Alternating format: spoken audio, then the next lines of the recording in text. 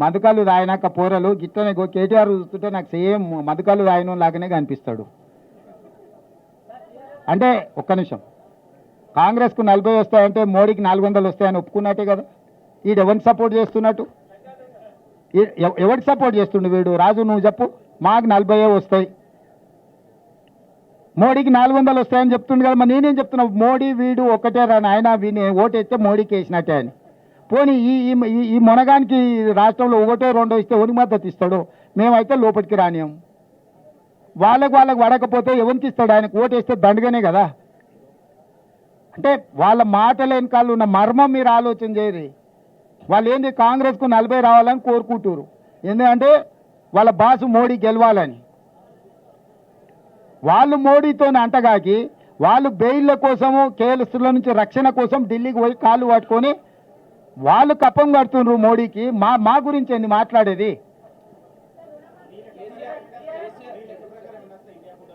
ప్రభుత్వం ఏర్పాటు చేస్తాన్ని వస్తాయి. డేట్ చెప్పిన ఇప్పుడు ప్రభుత్వం ఏర్పాటు చేస్తాన్ని వస్తాయి.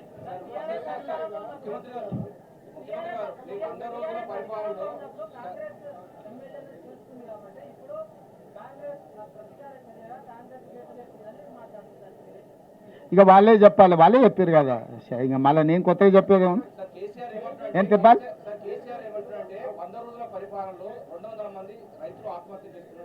పేర్లు చెప్పమను, పేరు ఊర్లు ఇవ్వమను, నష్టపరిహారం ఇద్దాం. 200 నెంబర్ చెప్పుడు కాదు, పేర్లు వాళ్ళ వివరాలు ఇవ్వమను. తప్పకుండా ప్రభుత్వం నుంచి వాళ్ళని ఆదుకుందాం. సూటిగా నేను చంద్రశేఖరరావుని అడుగుతున్నా, ఏ రైతు ఏ ఊరు అతని వివరాలు మాకు పంపుండి. నిజంగానే రైతులు చచ్చిపోయి ఉంటే రైతుల పట్ల సానుభూతి ఉన్న రైతు ప్రభుత్వం మాది. ఆ రైతు కుటుంబాలను ఆదుకునే బాధ్యత మాది.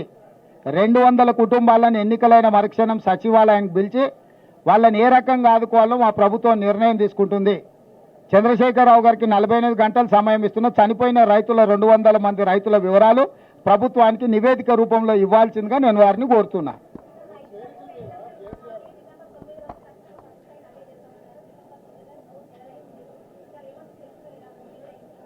ఎవరంటారమ్మా? ఎవరంటారు? మీరు ఎందుకంత సీరియస్గా తీసుకుంటారమ్మా?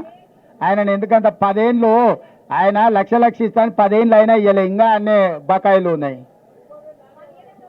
అదే అందుకే చెప్తున్నా, ఆయన మాట్లాడేది అంత సీరియస్గా తీసుకోకమ్మా.